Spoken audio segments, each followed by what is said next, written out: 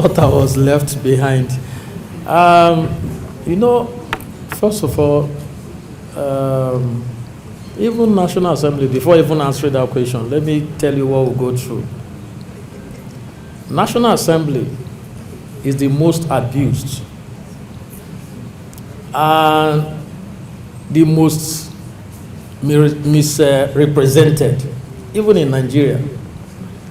Most times, you see us, we remove our plate numbers because we don't want to be mobbed. Why? Because there is this misinformation about National Assembly members. You know, you earn 100,000 naira, for instance, and somebody goes to say you're earning 2 million. So you go back to your constituency, they're expecting you to showcase that 2 million on them. So in order to manage yourself, you find out that there's a high turnover every time there's an election. Why? Because the people out there are expecting you to do what people have reported wrongly that you are earning. And in truth, you don't have it. So coming back to what can they do? We've put so many laws in place. I'm sorry I can't be able to pick them out. But I think the National Orientation Agency has a lot of work to do. You know, like Hassan also rightly said, you can't force the manner of which to communicate on people, because even our constitution provides for freedom of association, speech, except you have to go under alteration to see that you remove those provisions that gives people overpower to say whatever they want to say. My brother Mbadiwe was, you know, made an allusion to the fact that even when he was assuming his position, a lot of things were written. And I told him, I said, my brother, don't cry, because for as long as you remain in a strategic place, there will always be a negative write-up against you. What you do, you block your ears. But it's not funny. Let me give you an example. In 2009, I led a probe, power probe, to investigate the power sectors. And in our finding, we found out that $16 billion were actually invested in the power sector without 1 kilowatt of electricity being connected to national grid. When the report was to be laid, a lot of things happened. People were misinformed, and in the end, a lot of tribalism came in because of misinformation.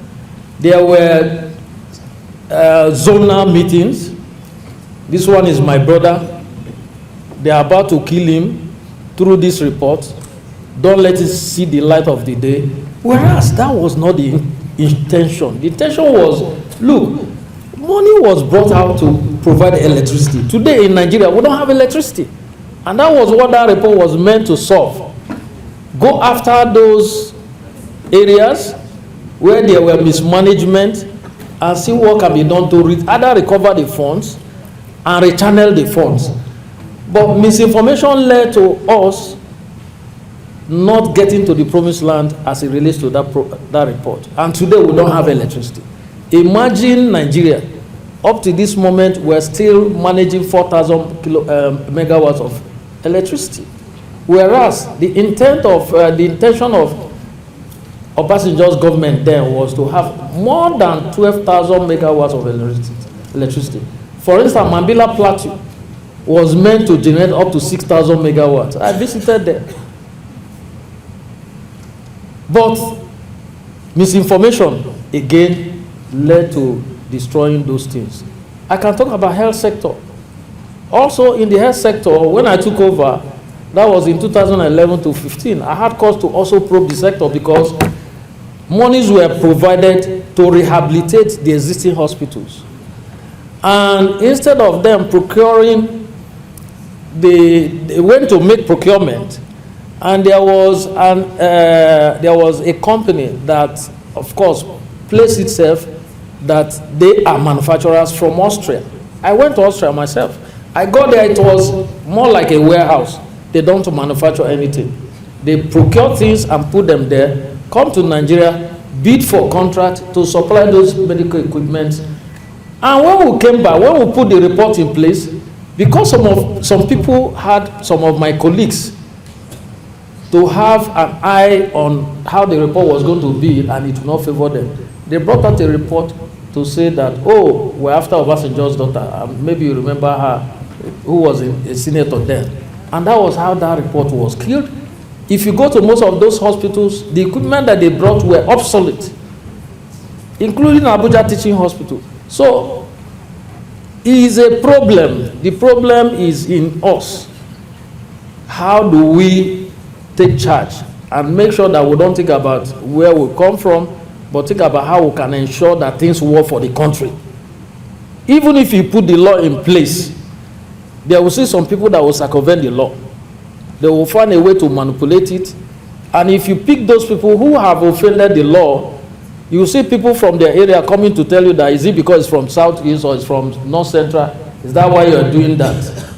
The same thing is happening even if police pick somebody who has committed crime, rightly or wrongly, sorry, and he's put in detention.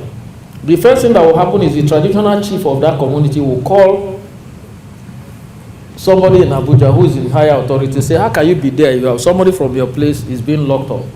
Because they are telling him that it's because they've misinformed the traditional ruler, that it's because the person comes from that place. That's why they are trying to do that. Not saying the truth about what is going on. Coming back to the media need to do more. Apart from us putting the law in place, the media need to do more. I've had calls where they will just write a report, give media guys 20,000. They don't cross-check, they will publish.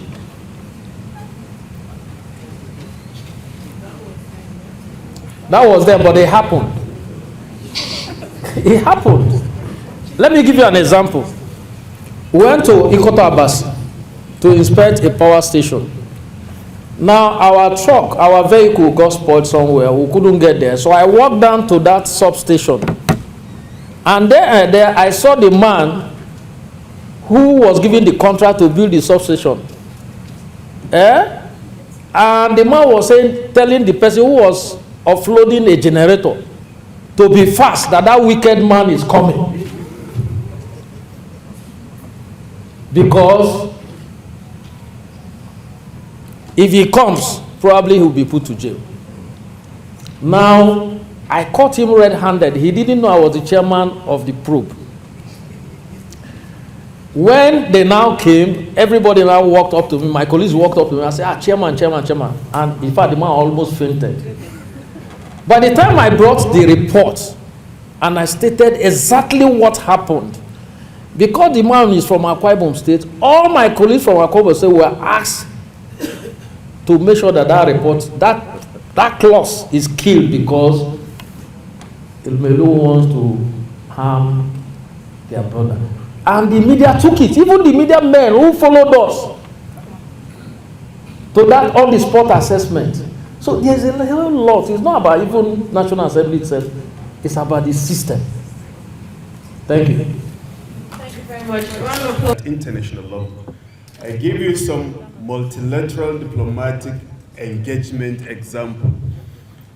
When the First World War ended, we had the Paris Peace Conference in 1919, which resulted in the production of the Versailles Treaty.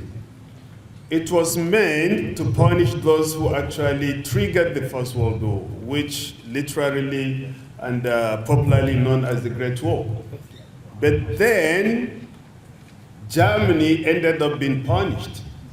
And the punishment reparation on Germany was part of the remote causational factors that led to the outbreak of the Second World War. So this is diplomacy. But look at the League of Nations, for example. The League of Nations was meant not to have the reoccurrence of such war, especially the Great War, diplomatic engagement. The Washington Naval Conference, 1921, which called for disarmament, among states. So these are all good diplomatic engagement.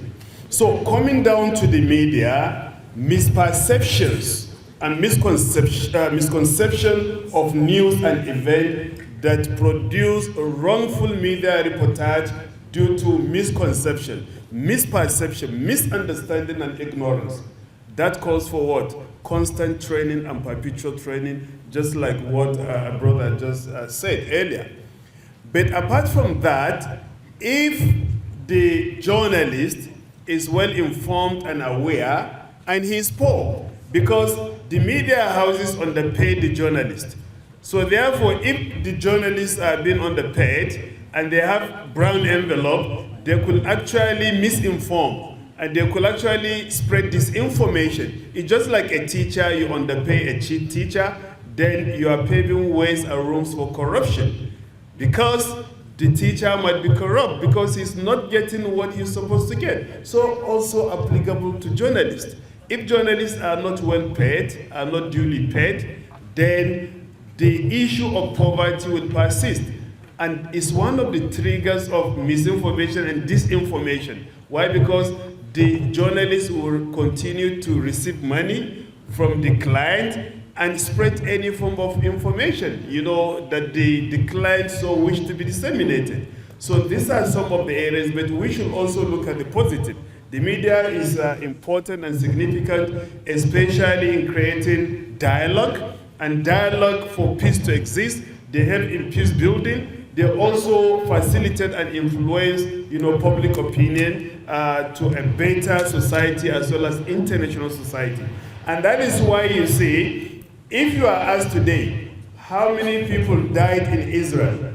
Nobody will tell you because the media was not even allowed to capture it. Not even as Al Jazeera or BBC will tell you that as a result of Iranian bombardment of Israel, this is the so number of casualties.